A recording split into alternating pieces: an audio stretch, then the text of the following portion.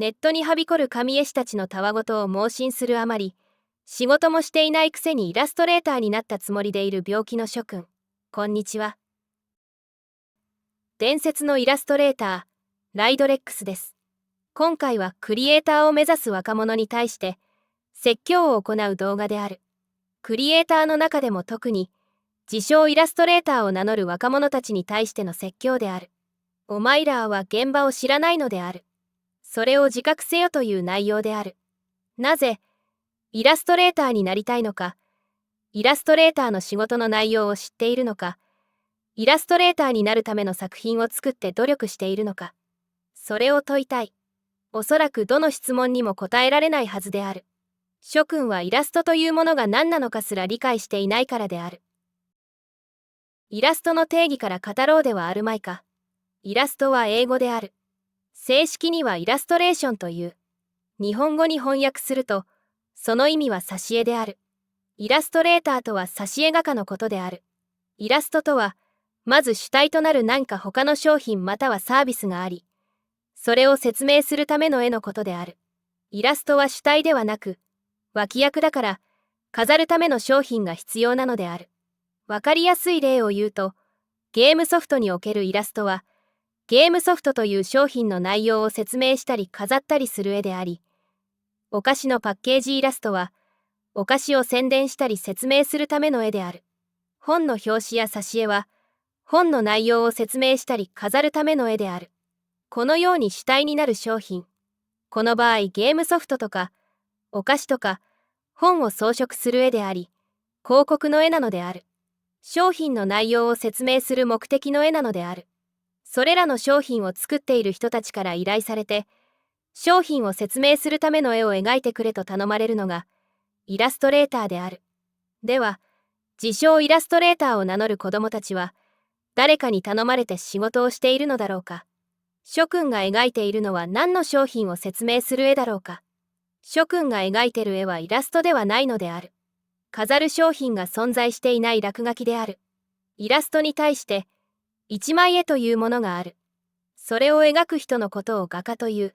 一枚絵の定義は、その一枚で完成されている絵のことである。わかりやすく例えるなら、美術館に飾られているような、油絵、水彩画、版画、どんな画材で描かれていてもよいのだが、そういった一枚の絵の中で作者の主張や思想や感情を表現しているもの、作品として完結しているものを一枚絵、または絵画という。諸君が自由に描いている絵は基本的には絵画に属するものであり、イラストではないのである。アニメキャラの二次創作絵は、ファンアートと呼ばれているように、諸君が推しキャラへの感情を表現したアート作品であり、イラストではないのである。白い紙の上に黒いマジックで犬の線画を描いたとする。その状態は絵画である。その絵をプラカードに貼って、犬小屋のそばに立てたら、ここに犬がいるぞという説明になり、その絵は絵画ではなくイラストになる。有名な日本百景の版画があるとする。その状態は絵画である。しかし、その絵をお菓子の箱に印刷して商品棚に並べたらイラストになる。本の表紙イラストがあるとする。その状態はイラストだが、その絵の原画を美術館に展示したり、版画に複製して、そのものを売ったりしたら絵画になる。これで、理解できただろう。諸君が日頃描いている、誰から頼まれたわけでもなく、商品を説明するためでもない落書きというものは、イラストではなく、絵画なのである。だから、諸君がイラストレーターを名乗るのは間違いであり、名乗るべきは画家なのである。これはふざけているのではなくマジの話である。で、本来なら画家を目指すべき諸君が、仮にイラストレーターになったとして、どんな仕事へを引き受けていきたいと希望しているのだろうか。俺がネットを徘徊して、イラストに関するチャット欄やコメント欄を見ている限り、諸君が描きたい絵というものは、アニメの女の子の絵であり、主にゲームソフトのキャラクターデザイン、ライトノベルの挿絵、こういったものだと聞いている。まさに、俺が今までやってきた仕事である。だから、この動画を作ることにしたのである。イラストの定義は語ったから、いよいよ本題の説教に入ろう。諸君のように就職せずに、自宅に引きこもって、絵を描いているだけでは仕事は発生しない。だから、いつまで経ってもイラストレーターにはなれないのである。イラストレーターになる方法として、手っ取り早いのは就職することである。諸君がゲームのキャラクターイラストを描きたいなら、ゲーム会社に就職したらよい。アニメのキャラクターを描きたいならアニメ制作スタジオのアニメーターに就職するとよい。ライトノベルの挿絵画家や漫画家になりたいなら、漫画家のアシスタントになるか、なんかアルバイトしながら編集部に漫画作品を持ち込むとよい。一旦現場に就職して実力を認められてから、フリーランスになるのが一般的なのである。俺もゲーム会社に就職したり、漫画家のアシスタントを何年もやって、仕事のやり方や信用を身につけた。俺が作画アシスタントをやったのは週刊少年ジャンプの作家だったから、月曜から金曜まで缶詰で、寿命が縮むほどきつい仕事であった。諸君のように、誰とも付き合いがない無名の自称イラストレーターが、飛び込みで仕事をくださいと会社訪問しても、誰も相手にはしないのが普通である。何年も現場で下積みして、その現場にいる他の絵師より絵がうまかったり、仕事をきちんと締め切り内にこなすという証明がされてから、初めて仕事を依頼されるのである。住所も本名もわからん SNS 上で見つけた自称イラストレーターに仕事を発注するなんて、狂気の沙汰であり、ありえないハイリスク行為なのである。相手は精神異常者だったり、やばい組織の人間かもしれないのだからな。まともな会社はイラストを発注する際に、業務委託契約を結ぶ。必ず納期や報酬を決め、報酬支払い期日はもちろん、納品イラストの著作権を誰が持つかについての取り決めや、二次使用に関する取り決めも契約書に書いて作成する。口約束だけで済ます会社は小規模の出版社くらいである。契約書を作成する際には当然、本名やら住所やらが必要である。だから、そういう手続きを自分一人で会社相手に交渉する自信がないコミュ障人間や、仕事のやり方を知らない若い諸君には、一旦就職することをお勧めする。就職できないような実力しか持っていないなら、そもそもフリーのイラストレーターになんかなれるわけがない。諸君より絵が上手い人は何十万人もいるのである。会社が仕事をくれるのは身内だからであり、退職金代わりだったり、扱いにくくなった絵師やデザイナーを関連会社へお荷物として飛ばして、面倒を見させる行為に過ぎないと思うがよい。決してあなたの実力がすごすぎるから仕事が来るなんてことはありえないから、天狗になってはいけない。ネット上で見かける正体不明の YouTuber イラストレーターたちが生きっているのは、自分の城であるチャンネルに集客するためであり、本人も内心恥ずかしがっているはずである。画家やイラストレーターとして本当に売れっ子なら、YouTube を更新する暇などないのだ。連載漫画家の多くがノイローゼで、自殺を考えるほどなのに、能天気に YouTube 撮影できているような作家は、仕事が少ない暇人か、すでに定年退職したような年金生活人間であろう。ここで話を一旦要約すると、イラストレーターになりたければ、まずは就職しろ、という話である。就職した会社の中で、絵の実力が上位で、確実に期日内に納品してくれる人物だと信用されたら、仕事が来るのである。俺がキャラクターデザインを発注された時は、社長の前で実際に絵を描かされたものだ。2時間以内に描けるところまで描けと言われて、鉛筆を使って紙の上に数名の戦国武将を描かされた。戦国武将だから、リアル系の絵で描くのである。史実上の似顔絵に印象が似ていなければダメである。模写のように全く同じに描いてもダメである。自分のタッチでデフォルメして、リアル画風に見えるオリジナルデザインの全身図を描くのである。現在のゲーム会社でもそういうテストを行っているのかはわからないが、昔はやっていたのだ。人工知能が存在する現代においては、絵を描けない自称イラストレーターが AI に絵を出力させて、自分で描いたと嘘を言って仕事を取ろうとする行為も発生するだろう。だから、社長の目の前で本当に短時間で絵を描けるのかを確かめるテストは、今こそ実施すべきである。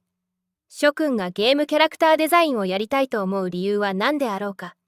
ゲームをプログラミングするのは難しくて大変だから、ゲームの主人公キャラだけ描きたいという理由ではあるまいか。楽したい、努力したくないという考えである。美味しいとこだけ関わりたいというクズな考えが透けて見える。三国志のキャラクターデザインを引き受けたらどうなるか教えよう。俺は実際に三国志のキャラクターデザイナーをやった実績があるからな。三国志を引き受けたら、分厚い古典小説の三国志を実際に一通り読んで、小説に登場するキャラクターの風貌にマッチした絵を、オリジナルデザインで数百体も描かなければならない。決して楽な仕事ではないのだ。鎧を着た中国人の武将や、髭を生やしたおっさんの文官を、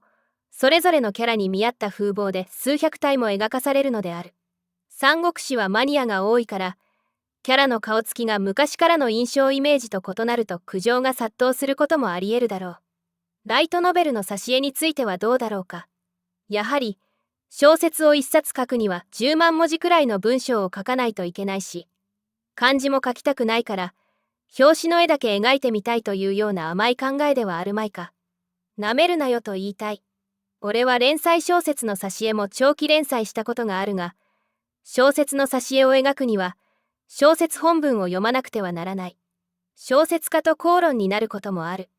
描いたイラストが小説本文にマッチしていないという理由で喧嘩になる。諸君は大手ファンタジーロールプレイングゲームのようなすでに有名なゲーム作品のキャラクターデザインだけをやりたいという考えであろう。仮にそれを引き受けたとして、一生食っていけるとでも思っているのだろうか。毎年途切れることなく、大作 RPG のようなゲームのキャラデザだけを繰り返して生活しているイラストレーターが存在するとでも思っているのだろうか。そんなイラストレーターは日本に一人もいない。だから、心配は無用である。諸君が、大作ファンタジーゲームのような巨額制作費が投入される作品のキャラデザを、外部委託としてフリーランスイラストレーターとして依頼される可能性は 0% である。諸君より絵が上手い絵師は、各ゲーム会社内部に何人もいるだろう。開発元と接点のない、見ず知らずの外注絵師に対して、会社の存亡を左右する重要なキャラクターイラストを発注しても、会社側に何もメリットがないからである。逆にハイリスクでトラブルしか考えられない。だから諦めなさい、という話ではない。その無謀な夢を実現する方法が2つだけ存在するのだ。一つは、諸君が作りたいゲームを作っている会社に就職して、社内で何年間か下積みすることである。その会社で実力と信用を獲得してから、社長へキャラデザをやらせてくれと言って交渉するのである。もう一つは、就職せず、自主制作で諸君が作りたいゲームを、企画から全部自分で考えて作ってしまうことである。その場合はキャラデザだけでなく、シナリオもプログラムも BGM もすべて自分で作ると良い。すべて諸君の自由に作ることができる、唯一の方法である。誰にも迷惑をかけずに自分の好きなキャラデザで、好きな締め切りを設けて挑戦できるのだ。仮に完成したゲームが数年後に発売されるとして、一本も売れなかったとしても誰にも迷惑はかからない。諸君自身が自腹を切るだけで済むのである。本気でクリエイターになりたいと考えて毎日何かしらの作品制作に取り組んでいる人がいるのであれば、俺がそんな人に一番おすすめしたいのは、今話した個人制作である。本物のクリエイターなら、すべて自分で作るべきである。企業からキャラデザだけ引き受けた場合は、自由には描けない。リテイクという書き直し命令は来るし、自分の好みとは無関係の絵を大量に描かされることになる。ゲームのキャラデザだけ行う行為は、それは漫画家のアシスタントのようなもので、他人の作品のお手伝いなのである。諸君自身が立案したゲーム企画ではないわけだし、書き上げたイラストをゲーム内に実装するかどうかの権限すらないのだからな。ライトノベルについても、イラストだけ描くのではなく、小説自体を全部自分で書くのが良い。現代は Kindle 本を個人で出版できるし、ダウンロード同人作品販売サイトも複数存在する。Steam や Google プレイや Nintendo から個人でもゲームソフトを発売できる時代である。ゲームを作るのは大変だから、美味しいキャラデザの部分だけ関わりたいとか、アニメ作品を作るのは大変だから、キャラデザだけ引き受けたいとか、小説を書くのが面倒だから表紙だけ描きたいというような、舐めた根性では、クリエイターにはなれないのである。そんな寝言や妄想を口走ってるような人間に付き合おうとする暇人はいない。ゲームキャラクターを作りたいなら、ゲーム全体を設計して作るのである。アニメのキャラデザをやりたいなら、自分でシナリオから考えて作って、アニメそのものを作るのである。小説の挿絵をやりたいなら、自分で小説を書けということである。俺が言いたかった説教は、ここまでである。自分の自由を通したい人は誰にも迷惑がかからない自主制作を行いなさい。それでは、今回の動画は以上である。また次回の動画でお会いしましょう。